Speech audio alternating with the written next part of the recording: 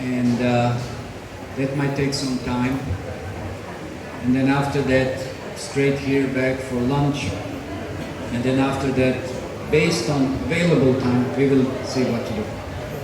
There are many things scheduled, but after lunch we don't know what to do. So before lunch, if anybody has to go back to the room for whatever reason, if you can do that as fast as possible, and then be ready to go. We have to cross the river and then wait for the mercy. So that's why I will keep this discussion as short as possible, so that immediately and as soon as possible we can proceed for the darshan. And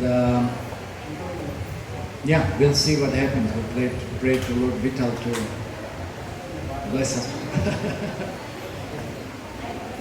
Okay, so this is one of the most important dhams in Maharashtra. It is the most important dham in Maharashtra. And is one of definitely many other important dhams. It's the place of Lord Vittal or Dwarkadish. It's actually Lord Dwarkadish coming here, but known as Lord Vittal. We'll explain why.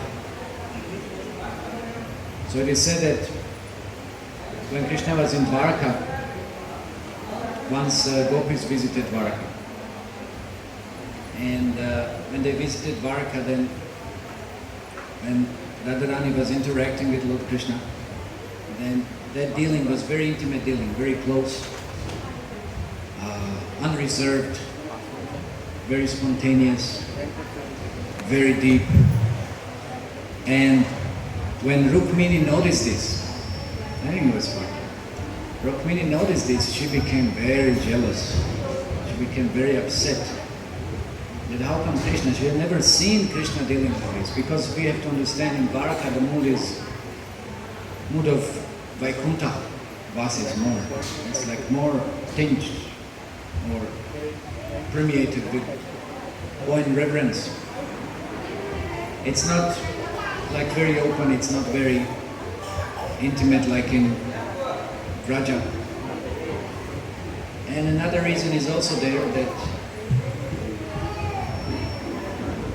in relationship of a husband and wife, things are somewhat a little more distant compared to Parakya Rasa, or the Paramour Rasa, so to say, which Krishna was having as a relationship in Braja with the gopis. So Rukmini had never seen such kind of dealings. She never actually experienced such kind of dealings. And she became very, very upset, which is quite unusual for Rukmini. She's very submissive.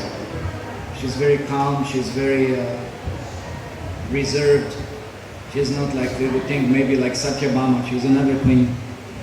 She's very fiery, she's very angry. You know, she wants something, Krishna has to do it. There's no excuse. But Rukmini this time, because she noticed this kind of affection also that Krishna had towards Srimati Radharani, she became very, very upset. She became very disturbed. And then we know that, of course, Rukmini is from Vidarbha, which is also here, Maharashtra, more east. So then what she decided, I'm going back to Maharashtra, I'm going to Maharashtra actually. She was so disturbed. So she went down, first east and then south from Dwarka, and then she arrived pretty much close here. There is a place known as Dindirvan. It's a forest. So she was here, she just wanted to be in seclusion. Like sometimes you want to be in seclusion, but what do? You go to some quiet, peaceful,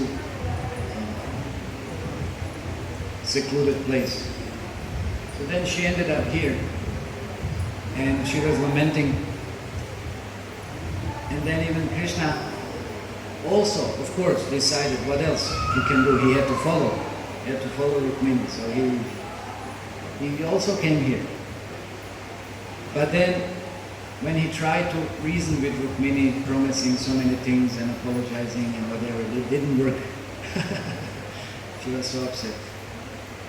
So there was nothing for Krishna to do. He was trying everything. Like sometimes you may try when somebody is upset. Take some time for that maybe anger or disappointment. Time is always, as it said, it's the best cure for everything. So at that moment, Krishna, there was nothing he could have done. So Rukmini remained in Gandirvan, and then Krishna decided, okay, let me visit. There is a nearby, one of my devotees, Pundarik. He was staying here actually in Pandharpur. It's not Pandharpur as such, it was a village. So then he visited his devotee, but then the devotee was very busy attending his elderly parents. So then Krishna was forced to wait, didn't want to interfere. And then Pundarik, he gave him one brick to kind of, it's just a hospitality, it's just something natural. If nothing else, if somebody comes, you offer him something, you offer him at least a place to sit, glass of water, sweet words, if nothing else, something, whatever possible. So then he offered him a brick. And that's why Vittal is like this. It's like this, he was standing, was waiting, okay, when will I be able to relate to my devotee? That's also pretty indicative that Krishna is waiting for all of us. Of course, Pundalik had some important reason, not just an excuse for Krishna to wait to some extent, but we don't have that. And therefore Vittal Dev is also waiting for us like this. When are we going to surrender? When are we going to take to the spiritual life very seriously? When are we going to cross over this ocean of material miseries? Bhava Sagara. What is this ocean? This ocean is described as the very ferocious ocean with the big rogue waves. I don't know if you've heard of rogue waves. Sometimes in Bermuda Triangle they use that expression, rogue waves, enormous tsunami waves which come suddenly out of nowhere and just drown anything on its path. So we are in this ocean. It's not only the waves, but it's what is within the ocean. So many sharks, so many dangerous creatures lurking, looking for anyone to devour. So our unfortune is that we are not aware where we are and under what conditions. And this is what Krishna is trying to point to.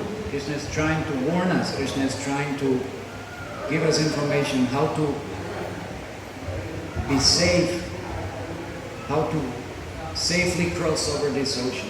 Like we know, there is an analogy given in 10th canto of Srimad Bhagavatam, that this material ocean, when one surrenders to Krishna, is just like what?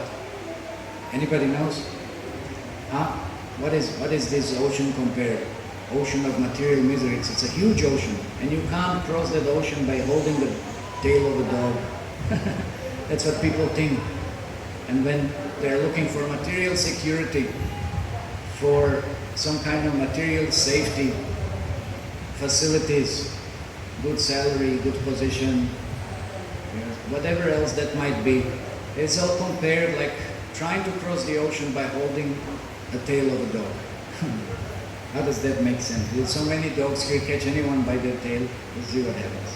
I mean, not just that, but then how can, if dog is swimming, can the dog, take you over across even a river, what to speak of ocean? So it's ridiculous thing. So anybody knows how is that ocean compared to? What is it compared to? Well, calf's hoofprint. Calves, it's not even cow, it's calves. It's calf's hoofprint, vajra's hoofprint. So that's insignificant. It's just so insignificant. Right?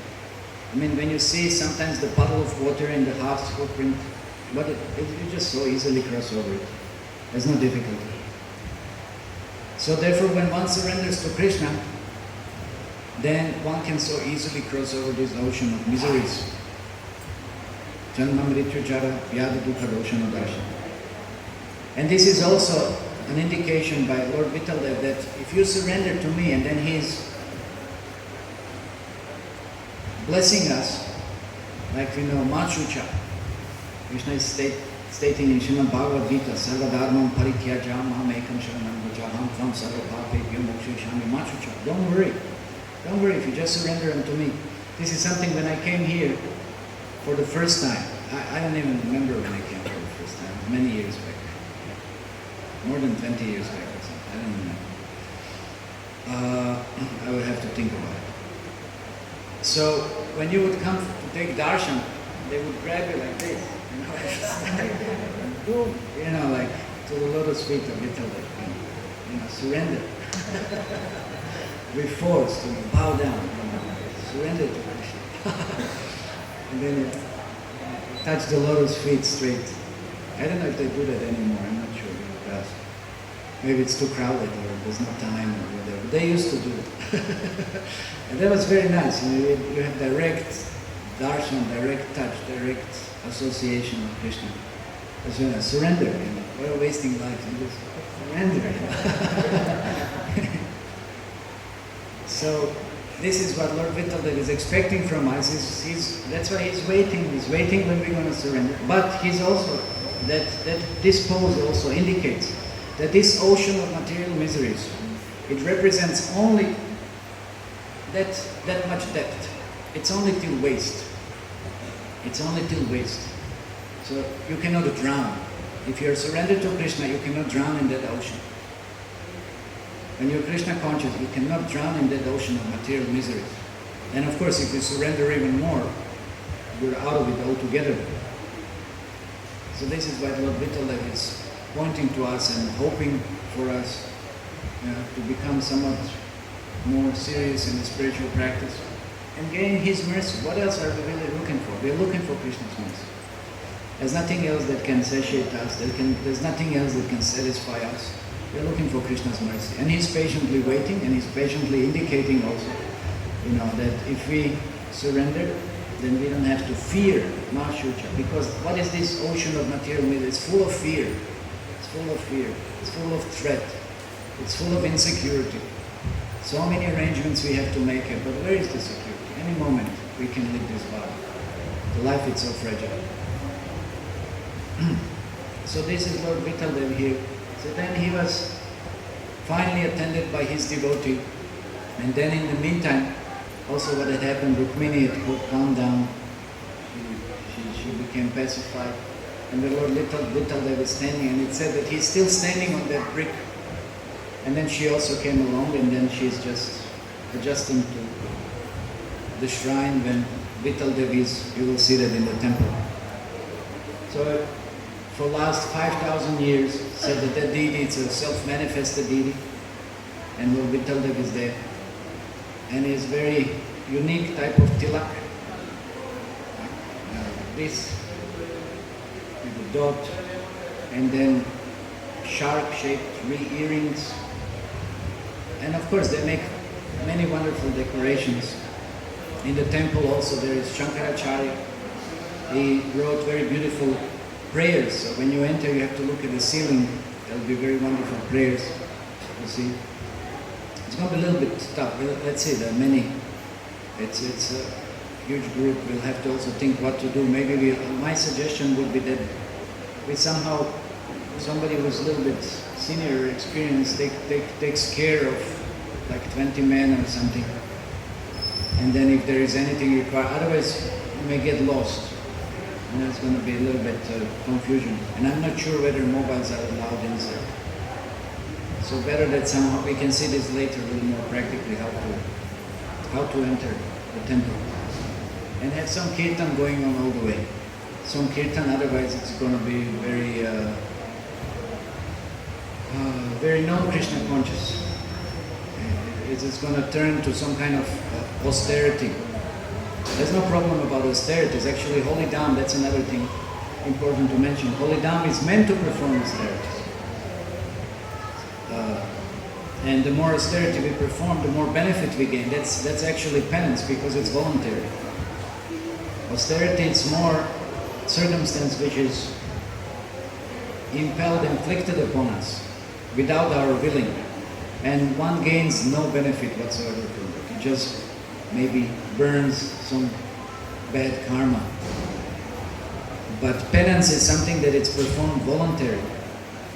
And then one gains so much mercy, so much benefit from that. So if we voluntarily voluntary wait for the Lord's darshan, and we voluntarily take to the chanting of His holy names, and we voluntarily understand that there's going to be some little bit, voluntarily we take some inconvenience or whatever it might be, then we get so much blessing. Especially, now it's Purushottam month.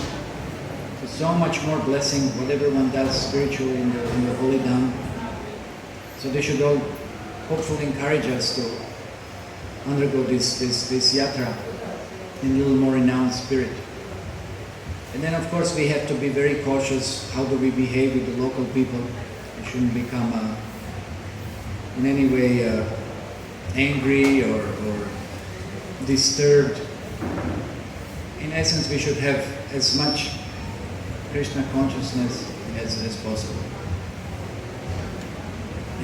So this place also, Pandharpur, is known for one of the greatest saints of Maharashtra, Saint Tukaram. He was also very often here. He was writing so many beautiful songs, 4,500 different songs, abhangas, very beautiful, praying to the Lord Vittal, that is his worshipable deity.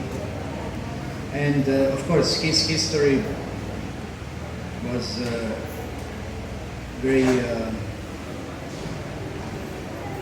troublesome in a later date of his life. Apparently troublesome, but we would perceive maybe or try to describe from a material point of view, but not from the spiritual point of view. Initially he was living very lavish life, very opulent life. But at that time, the whole land of Maharashtra had been governed by different Muslim sultans, which were constantly in war. And then that all led to pestilence and famine. And many people have died because of that also, not just because of war. And Tukaram also, his family, his wife and child have also died. And then what was else there left, then Tukaram just then fully also surrendered to Krishna. And then he went to one mountain, Brahmagiri, where he was meditating for 13 days, being threatened by scorpions, snakes, leopards, bears, so many tigers, different wild living entities. And then Lord Vittal appeared to him. And then Tukaram understood that his life is fully blessed now. And then he was instructed that all his life he's just going to dedicate for propagating the holy names of Krishna. Just fully dedicating his life to just spreading this message. And of course, he was very eloquent, he was very gifted, he was very powerful in that sense, philosophical. And then he drew a lot of envy from the local Brahmins at that time, who then even forced him to, they couldn't tolerate his translation of Bhagavad Gita in Marathi, which was so beautifully presented. And they forced him that if this is part of the Vedas, if this is genuine, then even if it is drowned in the river, then it will be saved. And if Lord considers this to be so authentic, then it will be saved. So then he was forced to bound everything together with a rock and just drown it in Indrani river. And after 13 days, the Lord Vittal, he himself came in the form of a young boy, and he informed him and many of his followers that the next day his abhangas would be resurfaced. And then the word spread, and so many people came, and everybody was just present there at that point. And sure enough, abhangas resurfaced back, and they were saved, completely dry, not being damaged at all. And then everybody was in awe, and then they understood the purity of Saint Tukaram. So there is therefore his following, which is known as Varkaris, who very often, especially when there is this Ekadashi in July, when Lord goes to sleep for Chaturmasya, so they crowd here in Pandharpur in large processions. They go to Dindi, that place where Rukmini was staying, and they travel throughout Maharashtra for many days on foot and play different abhangas like this, sing and dance and just glorify. It's very festive. And of course, from our line, Chaitanya Mahaprabhu was also here. It's also understood in some ways that Tukaram was initiated by Chaitanya Mahaprabhu. It's what he pointed in one of his Abhangas, Rag of Chaitanya, Kirsh of Chaitanya. And Chaitanya Mahaprabhu also personally came here. And he spent 7 days in the house of Rangapuri, one of the Brahmanas. So that's quite something, 7 days spending here. And he also took darshan, and he was just dancing wildly in ecstasy. And that Rangapuri, he pointed out, he said that he was in Navadvip, he visited Navadvip when he used to travel earlier. And then he was also in, interestingly, in Chaitanya Mahaprabhu's house. He remembered Jagannath Mishra, and he remembered Chaitanya Mahaprabhu's elder brother. And then Chaitanya Mahaprabhu said that this is the reason why I came here. I came in search of my elder brother who took sannyas. Shankararanya, was known as Shankararanya. And then Rangapuri informed him that, yes, I know, I remember, he actually left the body here. Yeah. So Chaitanya Mahaprabhu was also here. And then here is the holy river, Bhima River, which actually originates from Bhima Shankar. It's one of the Jyotirlingas, and when it comes down, it goes through also. There is one very famous, or at least quite known place, Niranil Singha. That's a place where Prahlad Maharaj stayed with his mother after she was instructed by Narada Muni. It was Narada Muni's ashram. And then Prahlad Maharaj fashioned from the clay some deity, and that deity turned to be Lord Nrsimhadev, even before the Nrsimhadev appeared afterwards. And that same deity is worshipped there, so that's also in the Bhima River. It comes down here. And then because it's in a present form here, that's what's known as Chandrabhaga. Otherwise it's Bhima River also. So we'll go to the gap down here, we'll see when the time will be available. So it's a very wonderful opportunity to be here at this holy time, Purushottam month, and in the holy Dhaam. So we should take this advantage and spend less time on the mobile and trying to be more Krishna conscious, trying to chant more Krishna's name, trying to hear more about Krishna Katha, just trying to take as much more advantage as such as possible. And for that reason now we will, unless there's some question or comment, we will stop. I think it would be then a good idea. Anybody has to go back to the room, or everybody's ready? Just go straight, because it will take several hours. At least that's what we've been informed. It will take several hours to get the darshan, to get the mercy. Yes? No? No? You have to go to room. Okay, so then we meet here in front of the temple there. And then whoever has to go, please just go fast as possible and come back as fast as possible. Take your bag or something, and maybe you can inquire whether mobiles are allowed or not. That also, so that you don't carry them unnecessarily. Okay, so Shri Rukmini Vittal Dev ki jai, Prabhupada ki jai, Lord Premanande.